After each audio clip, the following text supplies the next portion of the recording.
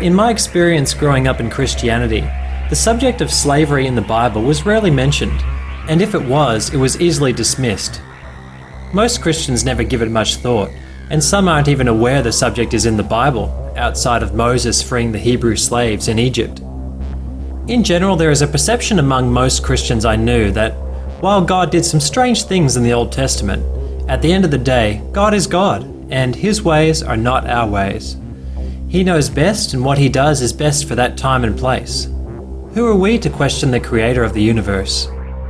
So with this mindset, it becomes easier to ignore some of the more strange actions of God in the Old Testament, and instead tell people to read the New Testament, since that is the most relevant section of the Bible for Christians today. Well, I think it's important to have a look at what God says about slavery. Let's start with one of God's most notable attributes. For I am the Lord, I change not. Jesus Christ is the same yesterday, today, and forever. If Jesus is God, then the same attribute applies to God. They will perish, but you remain forever. They will wear out like old clothing. You will change them like a garment and discard them. But you are always the same. You will live forever. Now, let's have a look at verses that talk about slavery. The following verses are part of the Law of Moses. Also note that it is God Himself speaking. If you buy a Hebrew slave, he is to serve for only 6 years. Set him free in the 7th year, and he will owe you nothing for his freedom. If he was single when he became your slave and then married afterward, only he will go free in the 7th year. But if he was married before he became a slave, then his wife will be freed with him. If his master gave him a wife while he was a slave, and they had sons or daughters, then the man will be free in the 7th year. But his wife and children will still belong to his master. But the slave may plainly declare, I love my master, my wife, and my children. I would rather not go free. If he does this, his master must present him before God. Then his master must take him to the door and publicly pierce his ear with an awl. After that, the slave will belong to his master forever. Doesn't that sound like blackmail? If he declares that he wants to stay with his family, then he must become a slave forever. In the next book, Leviticus, God continues with the law. If any of your fellow Israelites become poor and sell themselves to you, do not make them work as slaves. The Israelites are my servants, whom I brought out of Egypt. They must not be sold as slaves. Wait a minute. We just saw in the previous Exodus verse that they are allowed to take Hebrew slaves. The term Hebrew was the older name for Israelites. Once the Hebrews came out of Egypt, they started being called Israelites, and would later become known as Jews. So at some point between the 10 Commandments being given and the rest of the law being handed down to Moses, God had already changed His mind as to whether Israelites can become slaves. Let's continue. However, you may purchase male or female slaves from among the foreigners who live among you. You may also purchase the children of such resident foreigners, including those who have been born in your land.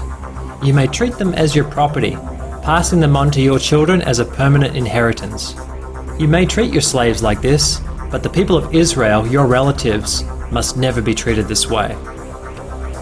Isn't it strange how God hates the thought of His own people becoming slaves again, like they were in Egypt? But He has no problem with the children of Israel enslaving foreigners and their children? What happened to do unto others as you would have them do unto you? Many Christians believe that slavery in the Bible isn't the same as slavery as we know it today. They were just servants, not actual slaves. Let's dig deeper and see if we can find evidence of that. When a man sells his daughter as a slave, she will not be freed at the end of 6 years as the men are. If she does not please the man who bought her, he may allow her to be bought back again. If he himself marries her and then takes another wife, he may not reduce her food or clothing or fail to sleep with her as his wife. If he fails in any of these 3 ways, she may leave as a free woman without making any payment.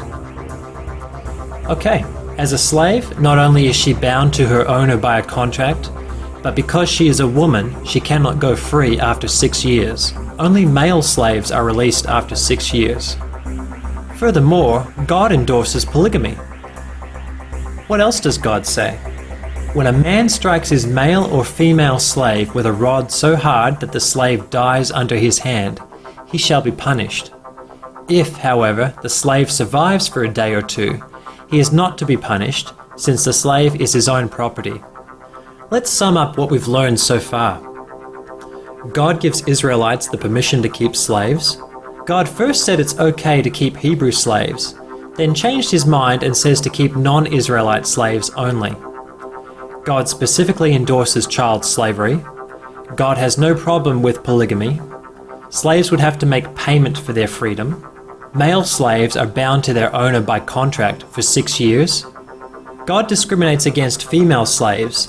They are not to be released after 6 years, unlike male slaves. God commands that certain slaves be publicly humiliated by having their ear pierced with an awl to show they are forever someone's slave. God says it's okay to beat your slaves as long as they don't die as a result. After all, the slave is your property. What part of any of this is better than slavery was in North America? Even if we say that God no longer requires obedience to the law, or that those laws are only for a specific time and place, what do these commands say about God's character? Does it fit with your understanding of how the God of the Bible should act?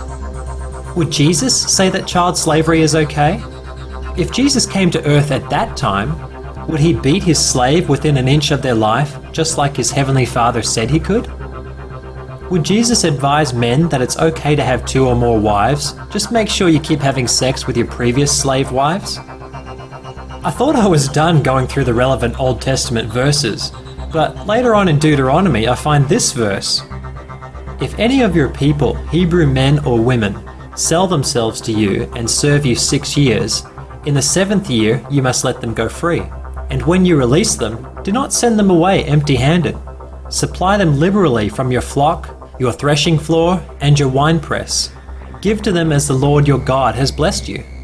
Remember that you were slaves in Egypt, and the Lord your God redeemed you. That is why I give you this command today. It looks like God changed his mind again.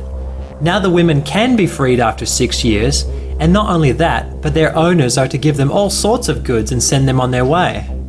In Exodus, having Hebrew slaves was okay. Then in Leviticus, God says Hebrews are never to be treated as slaves.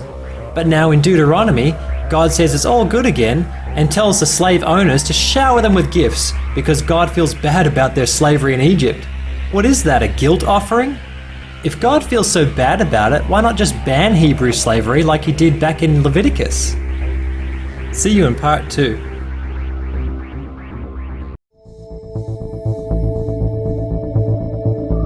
In the New Testament, not much has changed with regards to slavery. Jesus doesn't preach against slavery, neither does the Apostle Paul. In fact, Paul encourages slavery. Slaves, obey your earthly masters with deep respect and fear. Serve them sincerely as you would serve Christ. Christians who are slaves should give their masters full respect so that the name of God and his teaching will not be shamed. If your master is a Christian, that is no excuse for being disrespectful. You should work all the harder because you are helping another believer by your efforts. Teach these truths, Timothy, and encourage everyone to obey them. It seems slavery was still very much part of the culture. For a Christian to continue to defend God's actions on this issue, I would have to honestly say it's a case of cognitive dissonance. The concept of slavery clashes with the supposed character of God.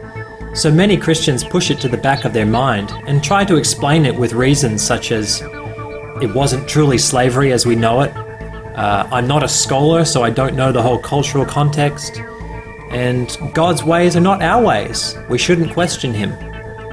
For many Christians, feelings trump reason. I had a life-changing experience with Jesus Christ, so you can say whatever you like about the Old Testament, but I know God is real, and when I get to heaven I can ask him all the things about the Bible that I don't understand. Just know that the Lord has a reason for everything. Do you believe the Bible contains the moral foundations for humanity? Can we be moral without God? In the case of slavery, mankind had to be moral in spite of God. We abolished slavery on our own without any divine commandment. Listen to this. In the United States during the 19th century, some Christians taught that slavery is biblical. With men from the North, I have observed for many years a palpable ignorance of the divine will in reference to the institution of slavery. I have seen but a few who made the Bible their study that had obtained a knowledge of what it did reveal on this subject. Of late, their denunciation of slavery as a sin is loud and long. I propose, therefore, to examine the sacred volume briefly, and if I am not greatly mistaken, I shall be able to make it appear that the institution of slavery has received, in the first place, first, the sanction of the Almighty in the patriarchal age; second, that it was incorporated into the only national constitution which ever emanated from God; third, that its legality was recognized and its relative duties regulated by Jesus Christ in his kingdom; and fourth, that it is full of mercy. Reverend Thomas Stringfellow, 1841. If we prove that domestic slavery is, in the general, a natural and necessary institution, we remove the greatest stumbling block to belief in the Bible. For whilst text, detached and torn from their context, may be found for any other purpose, none can be found that even militates against slavery. The distorted and forced construction of certain passages for this purpose by abolitionists, if employed as a common rule of construction, would reduce the Bible to a mere allegory to be interpreted to suit every vicious taste and wicked purpose. George Fitzhugh, 1857. He actually believed that using the Bible to oppose slavery was a wicked thing to do. That's how much he believed God supported slavery. But then we turn to the Christians in the northern United States and hear what they have to say. The slaveholders' rule contradicts this fundamental truth of God's word, that God has made of one blood all the nations of men, and if of one blood, they are of equal blood. Jonathan Blanchard, pastor, abolitionist. So in the South, the Bible was being used to defend slavery, while in the North, the Bible was used to condemn slavery. Why is God playing both sides of the fence? Thanks for watching.